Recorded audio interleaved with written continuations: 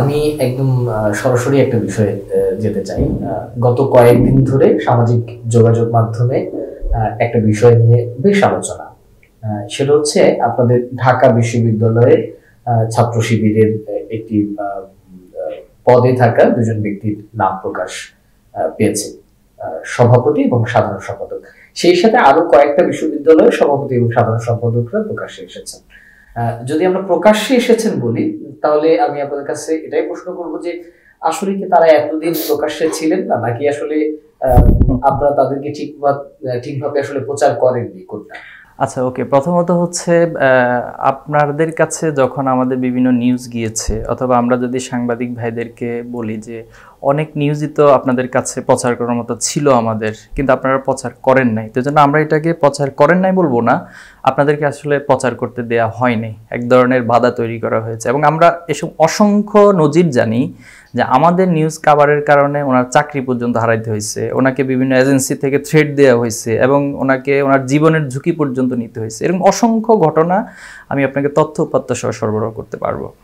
তো সেই জায়গা থেকে ছাত্র শিবির আসলে যে কার্যক্রম, যে কৌশল অবলম্বন, কৌশলটাকে আপনি অন্যভাবে যদি এখন যারা ব্যাখ্যা করার চেষ্টা করছেন বিভিন্নভাবে, আসলে তাদের প্রতি আমাদের কিছু বলার নাই। তারা আসলে কৌশল এবং সময় এবং প্রেক্ষাপটকে রিড করতে পারেন কিনা, অথবা ওনারা বাস্তবতাকে উপলব্ধি করতে পারেন কিনা, না করে এই ধরনের অভিযোগ আমাদের বিষয়ে দিচ্ছেন আমরা জানা নাই। তবে আমরা এটা বলবো, আমাদের কার্যক্রম সবসময় ছিল, আপনি যার বিষয়ে বলেছেন ঢাকা বিশ্ববিদ্যালয়, আমাদের সভাপতি সেক্রেটারি সহ অন্যান্য বিশ্ববিদ্যালয়, তারা তো এই ক্যাম্পাসেই ছিল, ক্যাম্পাসে ছাত্রদের সাথে ক্লাস করেছে, পরীক্ষা দিয়েছে, ছাত্রের অধিকার নিয়ে যেখানে সুযোগ ছিল কথা বলেছে, সহযোগিতা করেছে। আমরা ঢাকা বিশ্ববিদ্যালয়ের সভাপতির একটা দেখেছেন, তিনি তার টিউশনির টাকা তিনি অনেক আগে, সম্ভবত সেকেন্ড ইয়ারে থাকা অবস্থায় অথবা থার্ড ইয়ারে, তিনি ওপেন প্ল্যাটফর্মে ঘোষণা দিয়েছেন যে কেউ যদি কোনো ছাত্র সহযোগিতা চান আমার কাছে, আমি আমার টিউশনি থেকে হেল্প করব। তো এই কার্যক্রমগুলো তো আসলে সবসময় আমরা চালিয়েছি ছাত্রদের রিলেটেড। এখন প্রশ্ন হলো শিবিরের পরিচয়টা, আত্মপ্রকাশ গোপন করে কেন? এখানে আমি পরিচয় গোপন বলবো না। আপনি দেখেন কোন প্রেক্ষাপটে গেলে আবরার ফাহাদকে হত্যা করা হয়েছে। শিবির তো ওনার কোনো সরাসরি কোনো ডকুমেন্টস নাই, তিনি শিবিরের সরাসরি কোনো জনশক্তি ছিলেন না, জাস্ট শিবিরের কার্যক্রমের সাথে ওনার মিলে এই অপরাধে ওনাকে হত্যা করা হয়েছে। আমাদের সাবেক কেন্দ্রীয় সভাপতি সিরাজুল ইসলাম ভাইয়ের কথা হয়তো আপনি জেনে থাকবেন, যে তিনি বুয়েটে থাকাকালীন কেন্দ্রীয়, তিনি তখন অফিস সম্পাদকের দায়িত্ব পালন করেছে। উনি ওনার মাস্টার্সের থিসিসের জন্য কাজে গিয়েছিলেন ক্যাম্পাসে, কিন্তু ওনাকে 6 জন এমন নির্যাতন করেছেন, সে চিত্রগুলো সোশ্যাল মিডিয়াতে আছে, বিভিন্ন জায়গায় এসেছে। তো আবরার ফাহাদ আর আমাদের সাবেক কেন্দ্রীয় সভাপতি সিরাজুল ইসলাম ভাইয়ের যে নির্যাতনটা, কোনো পার্থক্য তো দেখছি না। তো এখন কারণটা কি? সিরাজুল ইসলাম ভাইয়ের অপরাধটা কি ছিল? তিনি কি ক্যাম্পাসের কোনো রুলস রেগুলেশন নষ্ট করেছেন, অথবা কি কোনো কারো উপর ফৌজদারি কোনো অপরাধ তিনি সংশ্লিষ্ট ছিলেন, কোনো মাদকের সাথে ছিলেন, কোনো টেন্ডারবাজির সাথে ছিলেন? কিছুই ছিলেন না। ওনার পরিচয়, উনি শিবিরের বুয়েটের আগে সভাপতি ছিলেন, কেন্দ্রের দায়িত্ব পালন। এই অপরাধে যদি এই কাজটা করা হয়ে থাকে, কেন আজকে মানে ওই সময় প্রশ্ন করা হয় না যে কেন মারা হলো, কেন তাকে এটা করা হলো?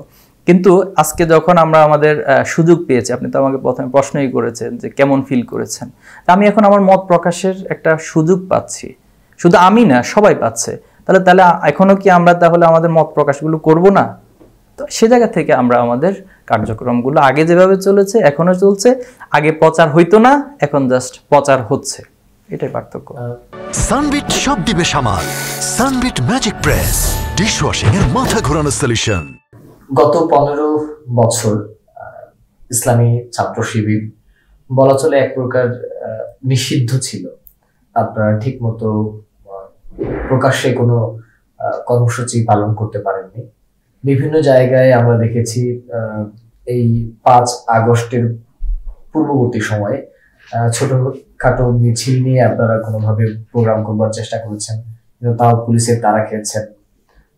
কিন্তু আজকে 5 আগস্টের পর পরিস্থিতি বদলে গেছে। এখন আসলে কেমন ফিল করছেন, কেমন বোধ করছেন? যেমনটা বলছিলেন আপনি যে 5ই আগস্টের ফিল, অর্থাৎ 5ই আগস্টের আগের ফিল আর পরের ফিল, তো বাংলাদেশের সাধারণ মানুষ যেভাবে ফিল করছে, আপনি ক্যাম্পাসে ছাত্রদেরকে গিয়ে যদি জিজ্ঞেস করেন যে তুমি 5ই আগস্টের আগে কেমন ফিল করছো, এখন কেমন ফিল করছো, তো তাদের ফিলিংস আর আমাদের ফিলিংসটা অলমোস্ট সেম বলবো আমি। অর্থাৎ যারাই ফ্যাসিজমের শিকার হয়েছেন, যারা জুলুমের শিকার হয়েছেন, তো তাদের মাঝে আর আমাদের মাঝে পার্থক্য খুব বেশি নেই। তো ইসলামী ছাত্র শিবিরের কিছু বিষয় আপনি বলেছেন যে আমাদেরকে এক প্রকার নিষিদ্ধ, আর সেটা আলটিমেটলি হলো তারা পতনের আগে 1ই আগস্ট আমাদেরকে করছে। তো সেই জায়গা থেকে আসলে কার্যত আমাদের আসলে কার্যক্রম সবসময় ছিল হয়তো এক প্রকার নিষিদ্ধ। তো এই জুলুম, এটা নিতান্ত জুলুম করা হয়েছে আমাদের প্রতি, আমাদের মানবাধিকারের জায়গা থেকে, সাংবিধানিক অধিকারের জায়গা থেকে এটা তারা আমাদের অধিকার লঙ্ঘন করেছেন। তো এটা আমাদের উপর যেমন করেছেন, বাংলাদেশের অনেক মানুষের উপরে, অনেক মতের উপরে, অনেক দলের উপরে, সাধারণ ছাত্রদের উপরে ক্যাম্পাসগুলোতে করা হয়েছে।